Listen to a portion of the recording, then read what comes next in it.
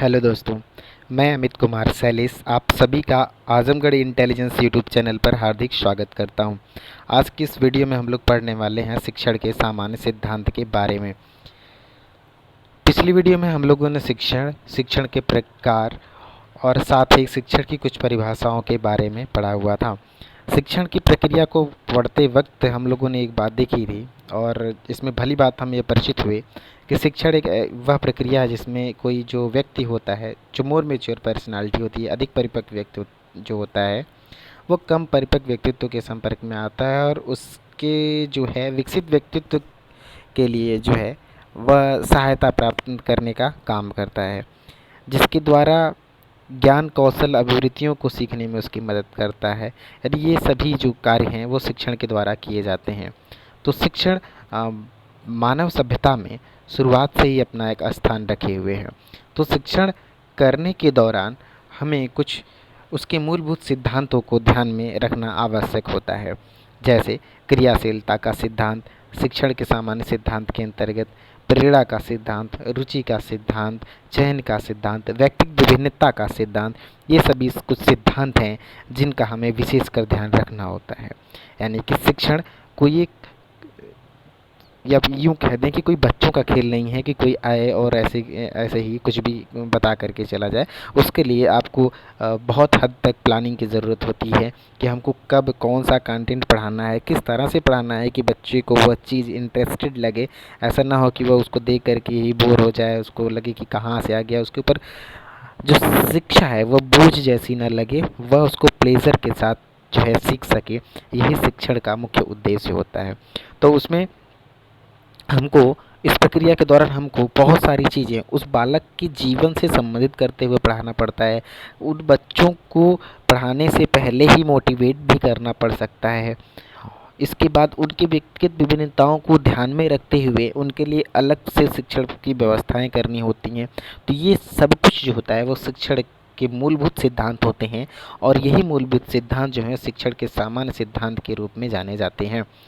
तो इसमें कई जो हैं शिक्षण के कई सामान्य सिद्धांत हैं, जिसमें हम लोग आज जो पढ़ेंगे इस वीडियो के अंदर वो शिक्षण के कुल 8 सामान्य सिद्धांतों के बारे में पढ़ने वाले हैं। जिसमें सबसे पहला है क्रियाशीलता का सिद्धांत। यानी कि अगर आप कोई चीज़ पढ़ाने जा रहे हैं, कोई कंटेंट पढ़ाने जा रहे हैं, तो उसके लिए सबसे पहले आपको ये देखना होगा कि क्या आपके बच्चे जो हैं वो क्रियाशील हैं या नहीं हैं। अगर वो क्रियाशील नहीं हैं तो आप उनको ज़बरदस्ती उस कंटेंट को पढ़ा नहीं सकते। अगर आप पढ़ा भी देंगे तो बच्चों को समझ में नहीं आएगा। यानी कि बच्चों को पढ़ाने से पहले उनको एक्टिव बनाइए, उस चीज़ को पढ़ाने के लिए तैयार करना होता है। आपको शिक्षण के दौरान उनको तैयार करिए। यानी बालक का जो शरीर है और मस्तिष्क है उसको क्रियाशील बना करके ही आप जो है बेहतरीन शिक्षण कर सकते हैं। फ्रॉबिल जी ने कहा है कि बालक क्रिया के द्वारा ही कार्य को सीखता है और इसलिए जहाँ तक संभव हो उसे करके सीखने का अवसर दिया जाना चाहिए। लर्निंग बाय डूइंग, क्योंकि जब वो करके सीखेगा तो क्रियाशीलता उसके अंदर आएगी ही आएगी, यह फ्रॉबिल ने कहा है। और कई बार ये प्रश्न पूछ भी दिया जाता है कि करके सीखने के सिद्धांत पर निम्नलिखित में से कौन जोर देता है। तो आपको पता होना चाहिए कि करके सीखने के सिद्धांत पर सबसे ज़्यादा जो जोर देने का काम है वो फ्रॉबेल ने किया है। नेक्स्ट है महात्मा गांधी जी ने कहा है कि मस्तिष्क की शिक्षा केवल शरीर के अंगों के उचित अभ्यास और प्रशिक्षण से ही प्राप्त की जा सकती है। रायबर्ग ने कहा है कि छात्र का क्रियाशीलता का सिद्धांत पूरे के पूरे शिक्षण में सबसे ज़्यादा महत्वपूर्ण स्थान रखता है। यानी सीधा सीधा मतलब क्रियाशीलता के सिद्धांत से एक बात इन सभी की परिभाषाओं से निकल करके सामने आती है कि जब तक बालक क्रियाशील नहीं होगा आप अपने शिक्षण को अंजाम तक नहीं पहुंचा सकते। अब कुछ और बेसिक बातों का से यहाँ पर प्रश्न पूछ लिए जाते हैं। शिक्षण में जो क्रियाशीलता का सिद्धांत है, इसका जो सामान्य सिद्धांत है शिक्षण के, उनमें जो क्रियाशीलता का सिद्धांत है वह सर्वाधिक महत्वपूर्ण है। ऐसा क्यों है? क्योंकि बहुत सारी जो शिक्षण पद्धतियां हैं वह क्रियाशीलता के ही सिद्धांत पर आधारित है, जिसका नाम आपने बहुतायत में सुना होगा, जैसे ह्यूरिस्टिक विधि। इनके जनक के बारे में भी पूछा जाता है।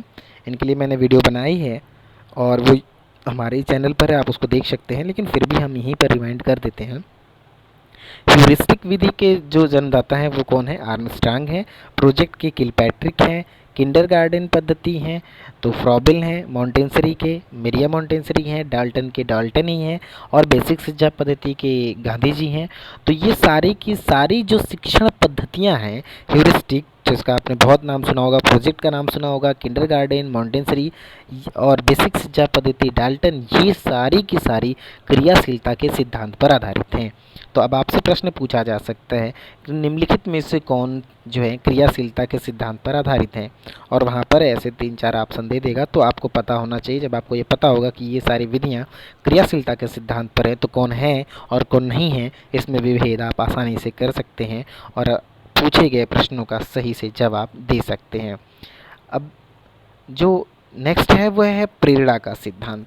प्रेरणा का सिद्धांत मतलब मोटिवेशन, प्रिंसिपल ऑफ मोटिवेशन, यानी कि सबसे पहले प्रेरणा क्या होती है ये समझिए। प्रेरणा एक एक ऐसी वेदना, एक ऐसी संवेदना, एक ऐसी आग जो किसी भी कठिन कार्य को आसान बनाने की क्षमता रखती है, उसे ही कहा जाता है प्रेरणा, यानी कि मोटिवेशन। यानी कि यह मोटिवेशन जब आप पढ़ेंगे तो इसका अपना अलग से ही एक चैप्टर है, उसमें आपको बताया जाएगा कौन से मोटिवेशन यानी कौन सा प्रेरणा आंतरिक है, कौन सा बाह्य है, वो अलग ही कॉन्सेप्ट है, उसको बाद में समझेंगे। सीधा बात इतना ही समझना है, प्रेरणा एक ऐसी ताकत है जो किसी भी कठिन कार्य को आसान करने की क्षमता रखता है। अर्थात अगर आप शिक्षण करने जा रहे हैं और आप अपने बच्चों को मोटिवेट कर लेते हैं तो बालक को जो कुछ भी आप सिखाना चाहेंगे वो बहुत ही आसानी से सीखेगा और बहुत तेज़ी से सीखेगा, और साथ ही वह उसको लंबे समय तक याद भी रख पाएगा। प्रेरणा बालक को क्रियाशील बनाती है, उसको सीखने के लिए प्रेरित करती है।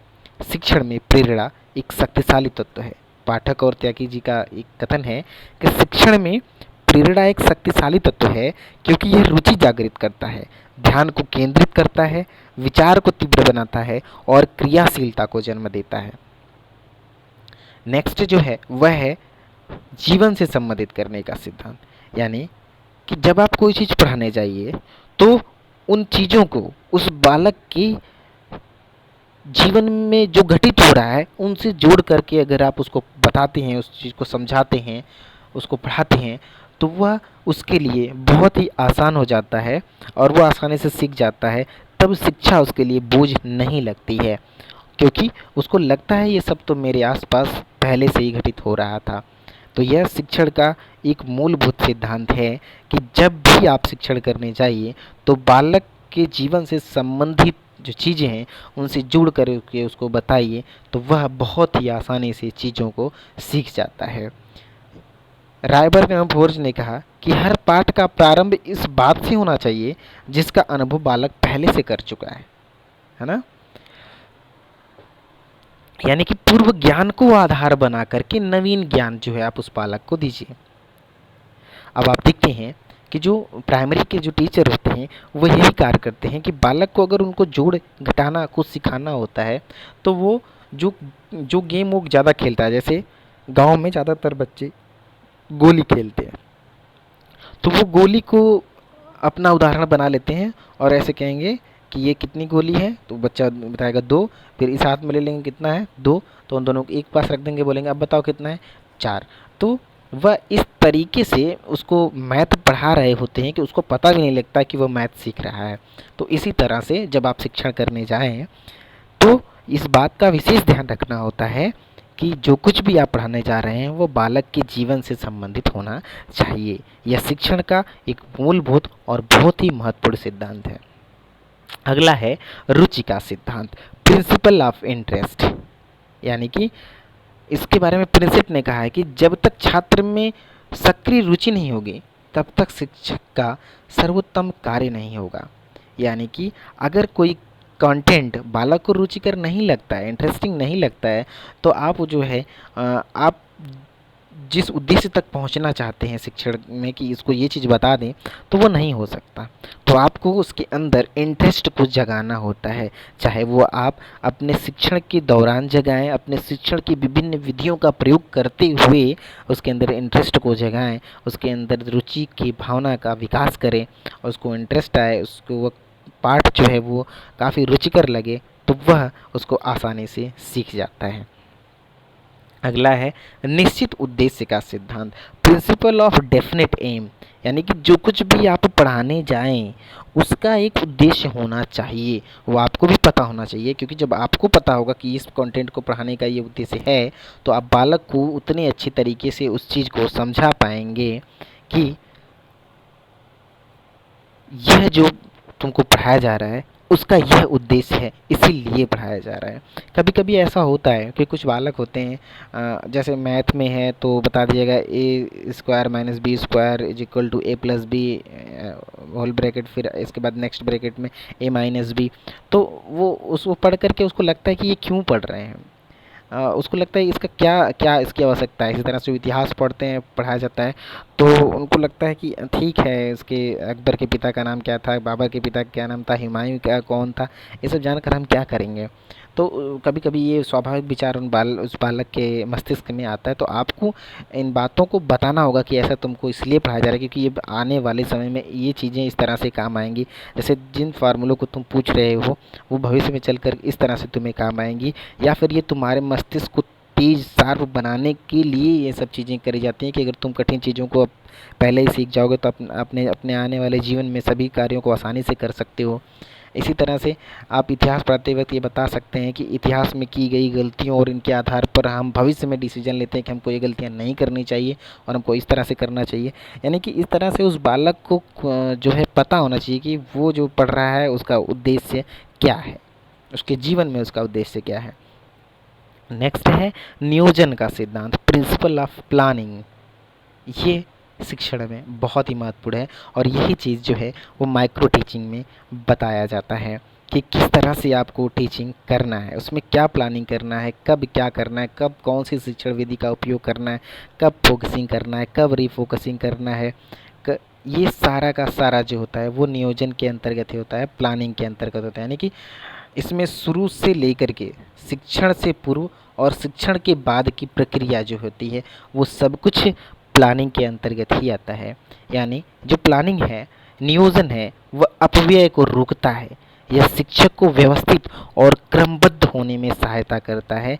यह कथन किसका है? योकम और सिम्पसन का है। देखिए, जितने सिद्धांत हम आपको बताते चल रहे हैं तो उनमें हमने ज़्यादा प्रयास यही किया है कि किसी का जो है वो हम कथन डायरेक्ट लिख दे रहे हैं और उसके द्वारा हम उस चीज़ को समझ जा रहे हैं। क्योंकि कथन भी पूछे जाते हैं तो सिर्फ नियोजन के सिद्धांत को या चयन के सिद्धांत को या फिर जीवन से संबंधित करने के सिद्धांत को अलग से बताने से बेहतर है कि किसी भी एक विद्वान का हम सीधा सीधा उसके द्वारा दी गई परिभाषा को पढ़ लें, उस कंटेंट को भी समझ जाएं और एक कम शब्दों में और उसके द्वारा दी गई परिभाषा को भी जान जाएं। ये हमारा उद्देश्य था, इस वजह से बहुत ज़्यादा लंबा चौड़ा नोट्स हमने नहीं रखा।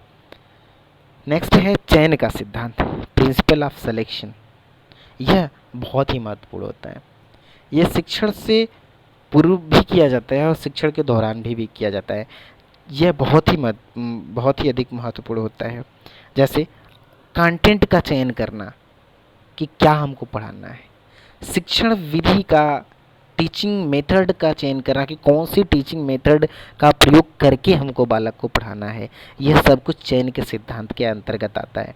रायबर ने कहा कि चयन का सिद्धांत बहुत ही महत्वपूर्ण होता है और शिक्षक के अच्छे चयन की योग्यता पर उसके कार्य की सफलता जो होती है वह निर्भर करती है। नेक्स्ट है और लास्ट है व्यक्तिगत विभिन्नताओं का सिद्धांत, प्रिंसिपल ऑफ इंडिविजुअल डिफरेंस।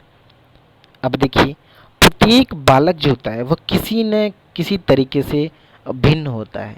कोई भी दो बालक किसी भी रूप में समान नहीं हो सकते, चाहे वो जुड़वा ही क्यों न हो।